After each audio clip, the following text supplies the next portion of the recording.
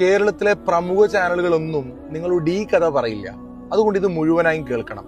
കാരണം ഇത് രണ്ട് മനുഷ്യർ രാജ്യത്തിന്റെ അഭിമാനമായി മാറിയ കഥയാണ്. കഴിഞ്ഞ ദിവസം ഡൽഹി മാളവ്യ നഗറിലെ ഒരു ഹോട്ടലിൽ വൻ തീപിടുത്തമുണ്ടായിരുന്നു. പുക ശ്വസിച്ചും പൊള്ളലേറ്റും മനുഷ്യർ മരണത്തെ മുഖാമുഖം കണ്ട നിമിഷം. രക്ഷപ്പെടാൻ വഴിയില്ലാതെ കെട്ടിടത്തിന്റെ മുകളിൽ നിന്ന് താഴേക്ക് ചാടാൻ നിൽക്കുകയാണ് കുറെ മനുഷ്യർ.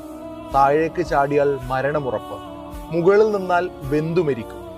ഈ സമയത്താണ് തൊട്ടടുത്ത് മെത്ത കച്ചവടം നടത്തിയിരുന്ന റിയാസുദ്ദീൻ മൻസൂരിയും മകൻ അർമാനും അങ്ങോട്ട് പാഞ്ഞെത്തുന്നത്. രണ്ടാമതൊന്നും ആലോചിച്ചില്ല.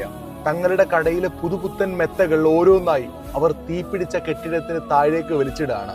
മുകളിൽ നിന്ന് മരണത്തിലേക്ക് ചാടിയ മനുഷ്യർ വന്നു വീണത് ഈ മെത്തകളിലേക്കായിരുന്നു. ഒരു പോറലും ഏൽക്കാതെ രക്ഷപ്പെട്ടത് ഒരു പറ്റം മനുഷ്യ ജീവനുകൾ. 2 ലക്ഷത്തോളം രൂപയുടെ മെത്തകൾ തീയും ചാരവും ഏറ്റ് നശിച്ചു. പക്ഷെ ഈ അൻസാരി കുടുംബത്തിന് ഒരു സങ്കടവുമില്ലായിരുന്നു. കാരണം വേദനിക്കുന്നവന്റെ മതമോ വർണ്ണമോ നോക്കാതെ മനുഷ്യനെ മനുഷ്യനായി കാണാൻ അവർക്ക് കഴിഞ്ഞു എന്നതാണ്.